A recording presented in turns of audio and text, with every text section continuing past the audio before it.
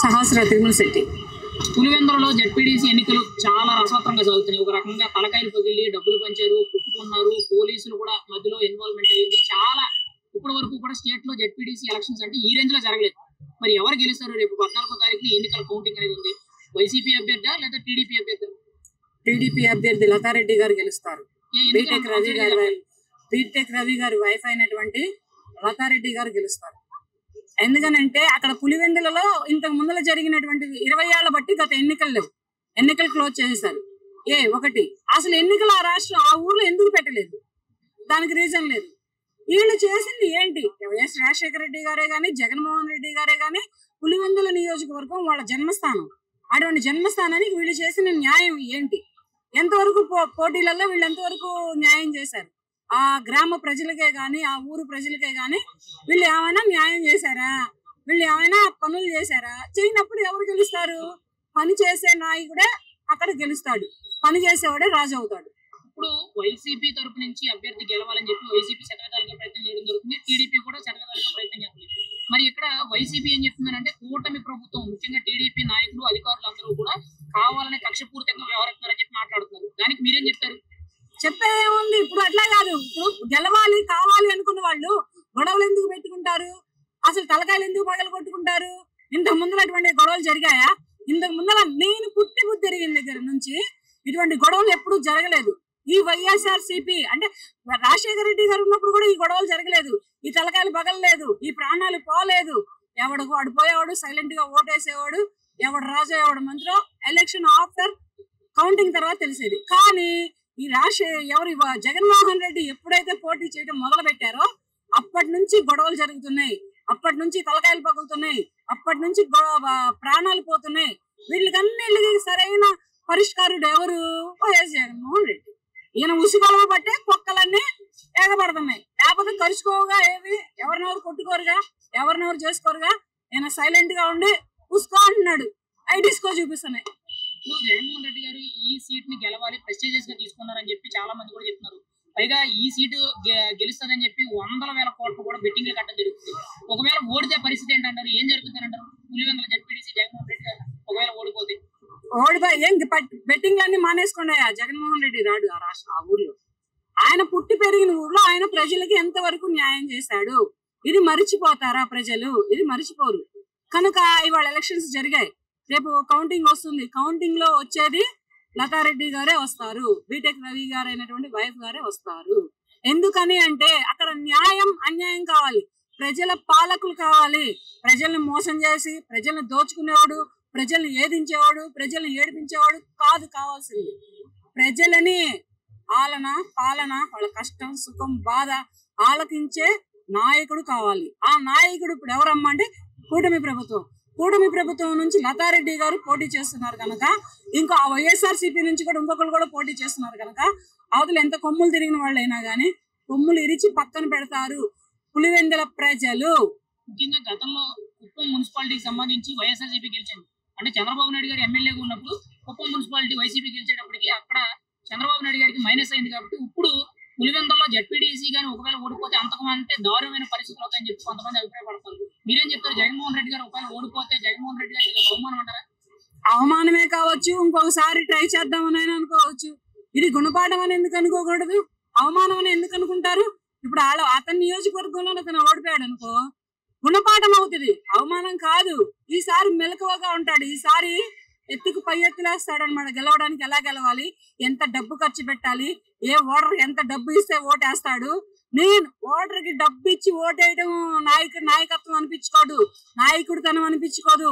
Voter ఇంటికి వెళ్ళి ఓటర్కి ఉన్న బాధలు కష్టాలు, వాడికి ఇల్లు లేదా, వాకిల్ లేదా, లైట్లు రావట్లేదా, డ్రైనేజీలు బాగాలేదా, వాటర్ లేదా, రోడ్లు లేవా, హాస్పిటల్స్ లేవా, స్కూళ్లు లేవా, కాలేజీలు లేవా, ఇవి చూడాలి. అక్కడ యువత ఎలా ఉంది, యువతకి మనం ఏం చేస్తే యువత మనకి అట్రాక్షన్ అవుతుంది అనేది చూడాలి. అంతేగాని డబ్బు వాళ్ళు ఇస్తావు, బిర్యానీ ప్యాకెట్ ఇస్తావు, మందు బాటలు ఇస్తావు, తాగుతాడు తింటాడు, రేపొద్దున అయిపోయింది. ఆ మైకంలో ఎవరికి ఓటేస్తున్నాడు ఇడికి తెలియదు. ఇక్కడ ఈ గుర్తుందా? ఆ మందు మైకంలో ఈ బిర్యానీ తిన్న తర్వాత వాడు ఓటు ఎవరికి వేస్తాడో లేదు. ఇటు గుద్దపోయి అటు గుద్దాడు అనుకో అయిపోయా. ఒక మాటలో పులివెందుల జెడ్పీటీసీ ఎవరు గెలుస్తారు? వైసీపీయా టీడీపీ? కూటమి ప్రభుత్వం వస్తుంది ఖచ్చితంగా. ఎంత మెజారిటీ ఉంటుంది? ఎంత పెట్టుకుంటే అంత టార్గెట్ కూటమి ప్రభుత్వం కొడుతుంది. సార్ నమస్కారం సార్, మీ పేరు? నా పేరు ఆర్వి సుబ్బారావు అండి. సార్ కడప జిల్లాలోని పులివెందల జెడ్పీడీసీ, ఒంటిమిట్ట జెడ్పీడీసీలో ఈరోజు జెడ్పీడీసీ ఎన్నికలు అయితే జరుగుతున్నాయి. చాలా రసవత్తరంగా జరుగుతుంది. ఇప్పటి వరకు కూడా ఎమ్మెల్యే ఎలక్షన్ కూడా అంత దారుణంగా జరగలేదు, కానీ ఇక్కడ జెడ్పీడీసీ అంత దారుణంగా జరుగుతుంది. అసలు ఎవరు గెలుస్తారు? టీడీపీ అభ్యర్థి, వైసీపీ అభ్యర్థి, ఎవరు గెలిచే అవకాశం ఉంది? ఇది పోటాపోటీగా జరుగుతోంది. ఇది చాలా ప్రెస్టేజ్ ఇష్యూ అన్నమాట. 25 సంవత్సరాల నుంచి ఇప్పటి వరకు ఎటువంటి ఇది లేదు. లతారెడ్డి గారు ఇక్కడ హేమంత్ రెడ్డి గారు పోటీ పడుతున్నారు అనమాట. ఇది వైసీపీకి ఒక విధమైనటువంటి పరీక్ష. ఒక విధంగా చెప్పాలంటే వాళ్ళకి ఇది కంచుకోట. ఇప్పుడు కడప గాని లేకపోతే ఇది గాని ఇప్పుడు ఒంటిమిట్ట గాని పులివెందులు గాని వైసీపీ వాళ్ళకి కంచుకోవటమైనటువంటి నియోజకవర్గం.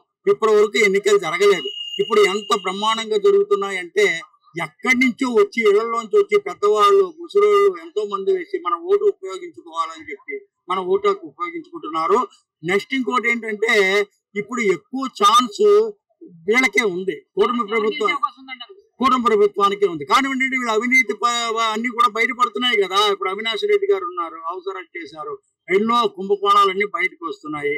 ఈ కుంభకోణాలన్నీ బయటకు వచ్చి ఎంతో మంది జరుగుతున్నారు. ప్రజల్లో ఏమిటంటే ఇప్పటి వరకు మనం ఇలాంటి అవినీతి పరులను ఎన్నుకున్నామా అనేటటువంటి భావన ప్రజల్లో కలిగిందనమాట. దీని ప్రభావం ఇప్పుడు ఎవరైతే ఇలా అరెస్ట్ చేసేసి అందరి యొక్క వైసీపీ యొక్క భాగవతం అంతా బయట పెడుతున్నారో దీని ప్రభావం ఈ ఎన్నికల మీద పడుతుంది. పులివెందుల్లో చాలా రోజుల తర్వాత, అంటే దాదాపుగా 20 సంవత్సరాల తర్వాత ఇప్పుడు లోకల్ బాడీ ఎలక్షన్స్ కింద ఈ జెడ్పీడీసీ జరుగుతున్నాయి కదా. ఇన్ని సార్లు కూడా వైసీపీకి సంబంధించిన లేదా కాంగ్రెస్ కి సంబంధించిన అభ్యర్థులు ఎనానమస్ కింద నాయకులుగా నియమించుకోగలిగారు. మొట్టమొదటిసారికి ఎన్నికలు జరుగుతున్నాయి కదా, మరి ఎటువంటి పరిస్థితులు తలెత్తాయంట? ఇప్పుడు బ్రహ్మాండమైనటువంటి కూటమి ప్రభుత్వానికి ఎక్కువ అవకాశం ఉన్నది. దానికి కారణం ఏంటంటే మద్యపాన కుంభకోణాలు, నెక్స్ట్ మళ్ళీ ప్రాజెక్టులు, ఇంకా ఎన్నో కుంభకోణాలన్నీ బయటపడి ఎంతో మంది జైలుకి వెళ్ళి అటేమో వివేకానంద రెడ్డి గారు హత్య, దాని గురించి ఇంకా ఇప్పటి వరకు ఎటువంటి రిజల్ట్ రాలేదు. పాపం ఆవిడ సునీతారెడ్డి గారు వాళ్ళ అమ్మాయి కూడా ఎంతో ఇదిగా ఉంది.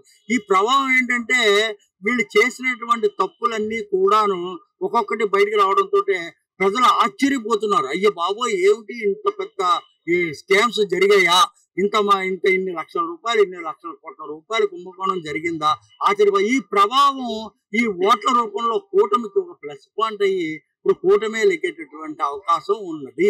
జగన్మోహన్ రెడ్డి గారు పులివెందుల జెడ్పీడీసీ ఎలాగైనా గెలవాలని చెప్పి చాలా శతవిధాలుగా ప్రయత్నం చేయడం, వైఎస్ఆర్సీపీ పార్టీకి సంబంధించిన నాయకులు సతీష్ రెడ్డి గారు కానీ, అవినాష్ రెడ్డి గారు కానీ, బిఎఫ్ మధుసూదన్ రెడ్డి గారు కానీ, బైరెడ్డి సిద్ధార్థ్ రెడ్డి కానీ, ఇలా చాలా మంది నాయకులు అయితే తీసుకురావడం అయితే జరిగింది.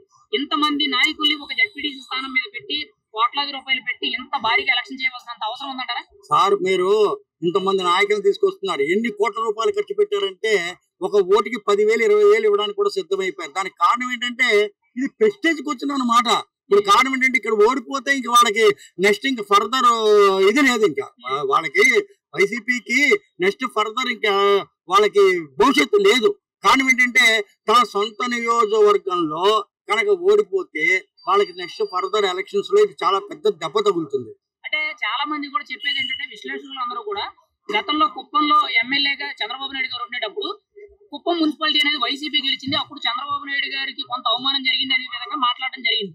ఇప్పుడు సేమ్ అదే విధంగా పులివెందుల్లో ఎమ్మెల్యేగా జగన్మోహన్ రెడ్డి గారు ఉన్నారు. ఒకవేళ బై మిస్టేక్ వైసీపీ ఓడిపోతే ఇక్కడ జగన్మోహన్ రెడ్డి గారికి ఒక అవమానం అనేటట్టు మాట్లాడుతున్నారు. అదే కానీ జరుగుతుంది అంటారా? ఖచ్చితంగా ఇందాక నేను చెప్పింది కూడా అదే. ఇప్పుడు ఏంటంటే ఎప్పుడైతే ఇక్కడ ఓటమి కనుక వచ్చిందో జగన్మోహన్ రెడ్డి గారికి అంతం కాదు ఆరంభం అన్నమాట. కారణం ఏంటంటే ఇది కనుక ఓడిపోయారు అంటే రేపు పొద్దున వైసీపీకి మిగతా చోట్ల కూడా ఇదే ప్రభావం ఇక్కడ చూపెడుతుంది. దానికి కారణం ఏంటంటే ఇప్పటి వరకు మద్యపాన కుంభకోణాలు, ఎన్నో కుంభకోణాలన్నీ బయటకు వచ్చేసి ఎంతో మంది ప్రజల్లో ఏమిటి ఇది, మనం అంతకుముందు ఇంత తప్పు పని చేసామా, మళ్ళీ తప్పు పని చేయకూడదు అని చెప్పి ఇప్పుడు మనం చూసాం. ఎంత పర్సంటేజ్ పోల్ అయిందంటే 80% పైన పోలింగ్ అయ్యిందనమాట. కూటమి ప్రభుత్వానికి మంచి అవకాశం ఉంది. అప్పుడెప్పుడో పవన్ కళ్యాణ్ గారు ఒక మాట అన్నారు, జగన్మోహన్ రెడ్డి గారి దగ్గరికి వెళ్ళినప్పుడు ఎలక్షన్స్ ముందు, నీ కోట బద్దలు కొడతాను, నీ దగ్గరికి వస్తాను, నీ ఇది వస్తాను అని చెప్పి పవన్ కళ్యాణ్ ఆ రోజే చెప్పారు. అలాగే ఏంటంటే ఇప్పుడు కూడా ఈ ఎలక్షన్స్ లో జగన్మోహన్ గారు కోట బీట బద్దలేసుకోవడం ఖాయము. ఖచ్చితంగా ఈ కూటమి ప్రభుత్వం గెలవడం ఖాయము. కాబట్టి ఏంటంటే వాళ్ళకి ఇది చాలా ప్రెస్టేజ్కి వచ్చిన ఇటు ఎంతో మంది నాయకులు దిగిపోయారు, ఎంతో డబ్బు ఖర్చు పెడుతున్నారు.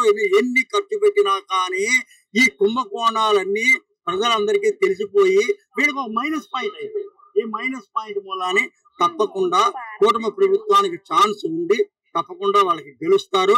ఈ గెలవడంతో వైసీపీ ప్రభుత్వానికి ఒక చిన్న దెబ్బ, ఇంకా ఇలాంటి దెబ్బ కాదు, ఇంకా మిగతా అన్నింటిలోనూ చాలా దెబ్బ కొడుతుంది అన్నమాట.